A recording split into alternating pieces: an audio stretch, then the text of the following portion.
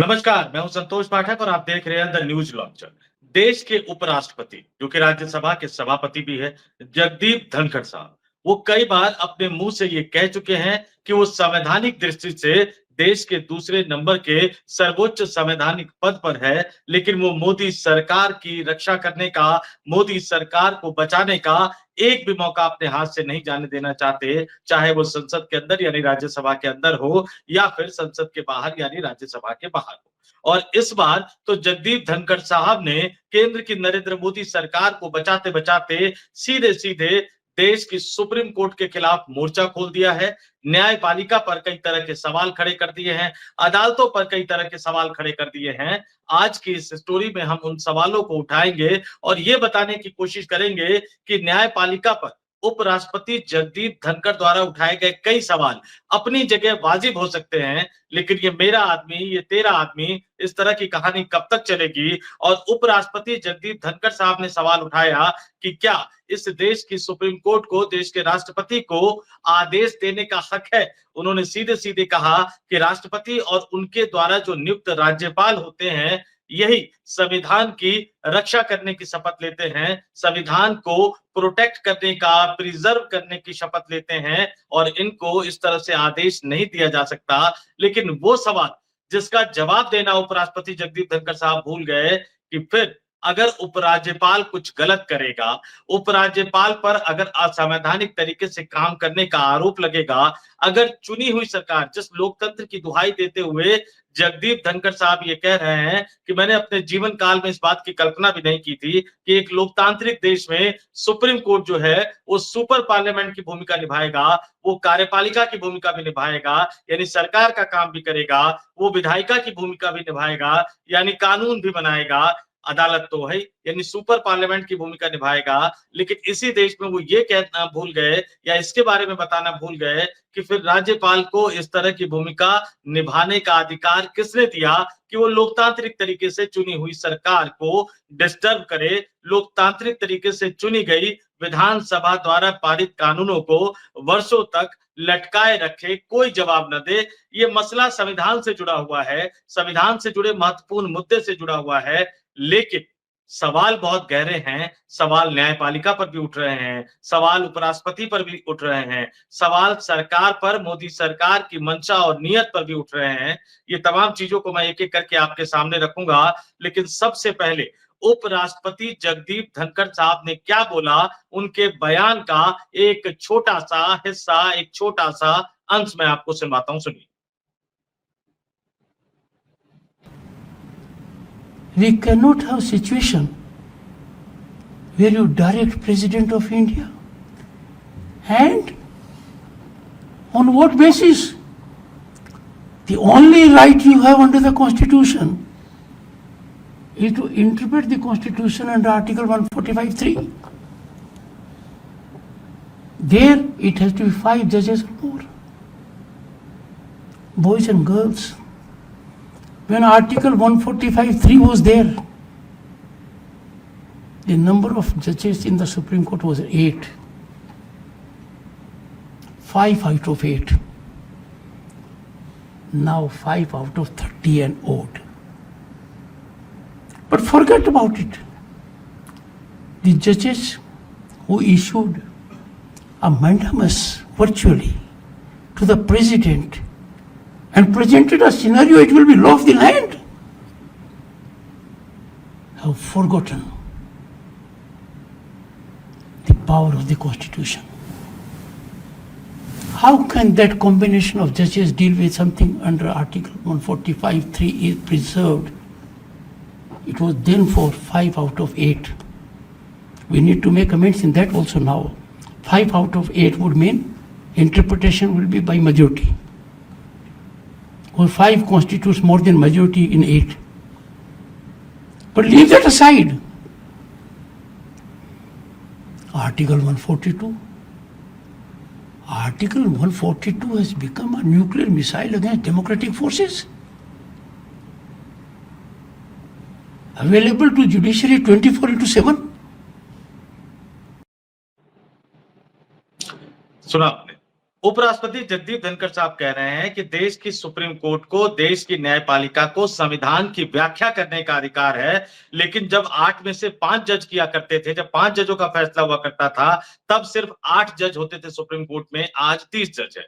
लेकिन उससे भी बड़ी बात उन्होंने कह दी, और ये बड़ी बात जो उन्होंने कही कि अनुच्छेद 142 ये एक न्यूक्लियर हथियार बन गया है, और जो 24/7 यानी हमेशा सुप्रीम कोर्ट के पास, सुप्रीम अदालत के पास रहता है, जिसके जरिए वो किसी भी तरह का कोई भी आदेश पारित कर सकती है, ये लोकतंत्र के खिलाफ है। और गौर कीजिएगा, ऐसे माहौल में जब देश की सुप्रीम अदालत ने कल और आज वक्फ कानून पर संसद के दोनों सदनों, लोकसभा और राज्यसभा द्वारा पारित किए गए, राष्ट्रपति द्वारा मंजूरी दिए गए और केंद्र सरकार द्वारा गजट नोटिफिकेशन जारी करके देश भर में लागू किए गए कानून की वैधता को लेकर, कानून की संवैधानिकता को लेकर कई तरह के तीखे सवाल पूछे, और आज तो बाकायदा केंद्र सरकार को यह कहना पड़ गया कि जब तक ये मामला चल रहा है, जब तक कोई अंतिम फैसला नहीं आ जाता, हम इस पर आगे नहीं बढ़ेंगे, यानी इसके विवादास्पद कानूनों को लागू नहीं होने देंगे, नहीं करेंगे। लेकिन ये सिर्फ एक मसला नहीं है, चाहे आप चुनावी प्रक्रिया का मसला हो, चाहे वोटिंग मशीन के खेले का मसला हो, तमाम मुद्दों पर कई तरह के मत, चाहे वो आरटीआई का मसला हो, चाहे वो जो अधिकार देने की बात है लोकतांत्रिक देश में, और लोगों से उनके अधिकार, उनकी प्राइवेसी का अधिकार छीनने की बात है, पेगासस का मामला है, इन तमाम जो मामले हैं वो सुप्रीम कोर्ट में चल रहे हैं, और सुप्रीम कोर्ट इनमें से कई मामलों में सरकार को फटकार लगाता हुआ नजर आता है। और ऐसे समय में अगर देश के उपराष्ट्रपति, राज्यसभा के सभापति ये बोल रहे हैं कि न्यायपालिका के पास जो अधिकार है, क्योंकि ये जो आर्टिकल 142 है, इसका वर्णन भी तो संविधान में ही है, संविधान ने ही अधिकार दिया है, लेकिन जब उसके तहत देश की सुप्रीम अदालत फैसले ले रही है, तो उस पर जगदीप धनखड़ साहब सवाल उठा रहे हैं, और सवालों की लंबी फहरिस्त उनके पास है।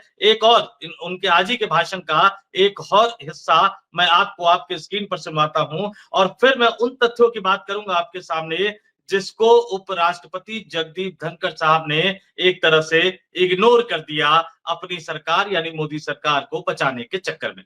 दूसरा बयान सुनिए। My worries were at a very highest level. I never thought in my life I'll have the occasion to see it.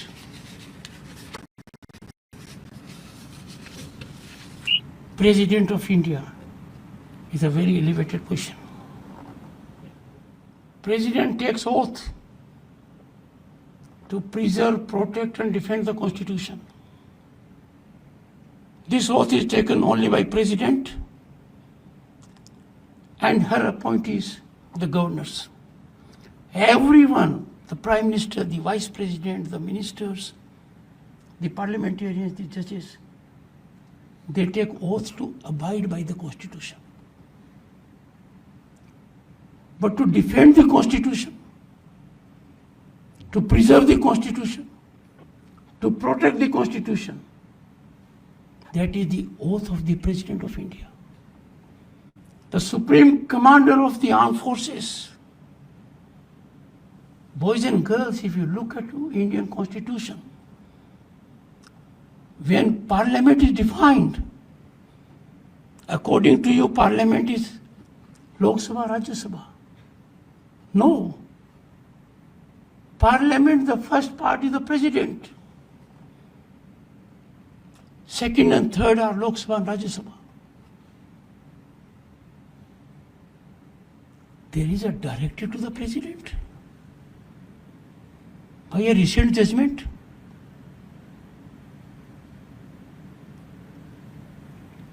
Where are we heading?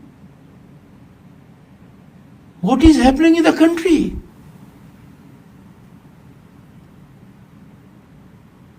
We have to be extremely sensitive. It is not a question of someone filing a review or not. We never bargained for democracy for this day. President being called upon to decide in a time-bound manner, and if not, becomes law. So we have judges who will legislate, who will perform executive functions, who will act as super parliament, and absolutely have no accountability because law of the land does not apply to them. जजों के उत्तरदायित्व की बात कर रहे हैं। अब यहाँ पे सवाल तो ये भी पूछा जाना चाहिए कि उपराष्ट्रपति का और राज्यसभा के सभापति का क्या उत्तरदायित्व है। और मैंने जैसा कहा कि जितने मुद्दे उपराष्ट्रपति जगदीप धनखड़ साहब ने उठाए हैं, उन एक-एक मुद्दों के बारे में आपको बता दूं कि कहां वो क्या छोड़ते हुए नजर आए। उन्होंने न्यायपालिका की स्वतंत्रता, लोकतंत्र की स्वायत्तता की बात कही, लेकिन जब इसी तरह का एक मामला उनके खुद के राज्यसभा में आया और राज्यसभा में जब विपक्षी सांसदों ने इलाहाबाद हाई कोर्ट के एक विवादित बयान देने वाले, जिन्होंने इस देश के बड़ी अल्पसंख्यक आबादी मुस्लिम समुदाय को लेकर एक विवादित बयान दिया था, उन जज साहब के खिलाफ जब मामला राज्यसभा में महाभियोग के लिए विपक्षी दलों ने दायर किया, विपक्षी दलों ने बाकायदा लिखकर हस्ताक्षर करके दिए, तो उपराष्ट्रपति जगदीप धनखड़ साहब ने उस पर क्या फैसला दिया, फरवरी में उन्होंने सदन के अंदर क्या कहा, राज्यसभा के अंदर क्या कहा, वो मैं आपको पढ़ के सुना देता हूं। सभापति यानी जगदीप धनखड़ साहब ने कहा, माननीय सदस्यगण, मुझे 13 दिसंबर 2024 का एक नोटिस मिला है जिसमें राज्यसभा के 55 सदस्यों के हस्ताक्षर हैं। इस नोटिस में संविधान के अनुच्छेद 124(4) के तहत इलाहाबाद उच्च न्यायालय के न्यायमूर्ति शेखर यादव को पद से हटाने की मांग की गई है। इस विषय पर संवैधानिक अधिकार क्षेत्र राज्यसभा के अध्यक्ष के पास है, यानी खुद उनके पास है, राज्यसभा के सभापति के पास है, और किसी परिस्थिति में संसद और माननीय राष्ट्रपति के पास होगा। उपलब्ध सार्वजनिक जानकारी को ध्यान में रखते हुए यह उचित होगा कि राज्यसभा के महासचिव इस सूचना को सुप्रीम कोर्ट के महासचिव के साथ साझा करे। अब यहां से आगे कोर्ट और राज्यसभा किस तरह से करेगा वो उस पर डिपेंड करता है, लेकिन उस मामले को किस तरह से टाला गया, उस मामले पर किस तरह से हिला हवाली की गई। जब आपके पास मौका आया कि जुडिशरी के अंदर अगर किसी जज पर गंभीर आरोप लग रहे हैं, इस देश के एक बड़े अल्पसंख्यक समुदाय, एक बड़े अल्पसंख्यक आबादी के खिलाफ विवादित बयान देने के आरोप लग रहे हैं, तब आप उसमें मेरी विचारधारा, उसकी विचारधारा, मेरा जज, उसका जज, ये तमाम चीजें करते हैं और सरकारी तंत्र के दबाव में आ जाते हैं। लेकिन बाद में फिर आप लोकतंत्र की दुहाई देते हुए नजर आते हैं। वो कहते हैं कि संविधान की रक्षा करने का अधिकार राष्ट्रपति को है और राष्ट्रपति द्वारा नियुक्त किए गए राज्यपाल को है। फिर राज्यों की विधानसभा क्या है? राज्यों की विधानसभा का चयन जनता करती है। वो विधायक मिलकर मुख्यमंत्री चुनते हैं। मुख्यमंत्री कार्यपालिका होती है, विधानसभा विधायिका होती है, ठीक उसी तरह से जैसे देश में संसद विधायिका होती है। विधायिका यानी विधानसभा, विधान परिषद जिन राज्यों में भी है, कानून पास करती है। उस कानून को राज्यपाल के पास मंजूरी के लिए भेजा जाता है। राज्यपाल उसको मंजूरी देने की बजाय ना तो हाँ बोले ना बोले, बल्कि उस बिल को लटका कर बैठ जाए, राष्ट्रपति को भेज दे और राष्ट्रपति पॉकेट वीटो का इस्तेमाल करके उस बिल को वर्षों तक लटकाए रखे। उस राज्य की विधानसभा को ना हाँ का जवाब दे, ना का जवाब दे। मंजूर किया गया है ये ना बताए, मंजूर नहीं किया गया, क्यों नहीं किया गया इसका भी कोई कारण ना बताए। मंजूर नहीं करने का कारण बताते हुए उसको वापस विधानसभा को लौटाए भी नहीं, ताकि विधानसभा उसमें अगर उसको ठीक लगे तो वो उचित संशोधन करते हुए उसको फिर से पारित करे, ताकि उस राज्य में वो कानून लागू किया जा सके। इस सवाल को, इस मुद्दे को बिल्कुल गोल कर गए, बिल्कुल इग्नोर कर गए और इस मुद्दे को वो दूसरी दिशा में लेकर चले गए। अब कल्पना कीजिए अगर यही सवाल उनसे पूछा जाता कि लोकसभा राज्यसभा ने वक्फ कानून अभी पास कर दिया, मान लीजिए राष्ट्रपति अड़ जाती, ना हाँ बोलती ना बोलती, क्योंकि राष्ट्रपति के हस्ताक्षर के बिना कोई भी विधेयक कानून नहीं बन सकता है। प्रक्रिया वही है, लोकसभा पास करे, राज्यसभा पास करे, फिर राष्ट्रपति हस्ताक्षर करे, राष्ट्रपति उसको मंजूरी दे और फिर उसका नोटिफिकेशन जारी कर दिया जाए। तो अगर कोई राष्ट्रपति ऐसा हो जाए जो उस कानून पर हस्ताक्षर करने से मना कर दे, उसको असंवैधानिक बताते हुए, तो फिर यही उपराष्ट्रपति जगदीप धनखड़ साहब क्या करते हुए नजर आए? इसलिए मैंने कहा कि मोदी सरकार को बचाने के अभियान में जुटे हुए सदन के अंदर इन पर कई तरह के आरोप विरोधी दल लगाते रहे हैं, विपक्षी दल लगाते रहे हैं। सदन के अंदर खड़े होकर जो विपक्ष के नेता हैं, कांग्रेस के राष्ट्रीय अध्यक्ष मल्लिकार्जुन खड़गे ने भी उन पर कई तरह के गंभीर आरोप लगाए, भेदभाव करने का आरोप लगाया। उन पर यहां तक कहा गया कि वो सरकार को शह देते हैं, सरकार के मंत्रियों की मदद करते हैं, सरकार के एजेंडे पर काम करते हैं। ये तमाम आरोप विपक्षी दल राज्यसभा के अंदर और राज्यसभा के बाहर उन पर लगाते रहे हैं। लेकिन अब जब सरकार कई मसलों पर सुप्रीम कोर्ट के अंदर फंस गई है, तब वो सुप्रीम कोर्ट को उसके संवैधानिक शक्तियों की याद दिला रहे हैं, सुप्रीम कोर्ट को जजों की संख्या की याद दिला रहे हैं। अभी हाल ही में दिल्ली हाई कोर्ट के जज के घर से जो नोटों की बरामदगी हुई थी, जिसको लेकर बड़ा विवाद उठा, उस पर भी वो कहते हुए नजर आए कि 14-15 मार्च को ये वाकया हुआ, एक सप्ताह तक पता ही नहीं चलने दिया गया और बाद में जांच करने के लिए 3 जजों की समिति बना दी गई। इस समिति के पास जांच का अधिकार कैसे है? क्योंकि जांच करने का जो अधिकार है वो तो कार्यपालिका के पास है। जांच करने का मसला जो है वो कार्यपालिका के अधिकार क्षेत्र में आता है, लेकिन यहाँ न्यायपालिका ने ही जजों की एक समिति बनाकर वो कार्यपालिका का अधिकार भी अपने हाथ में ले लिया। लेकिन फिर यही सवाल कि जब मसला सदन में आता है, क्यों?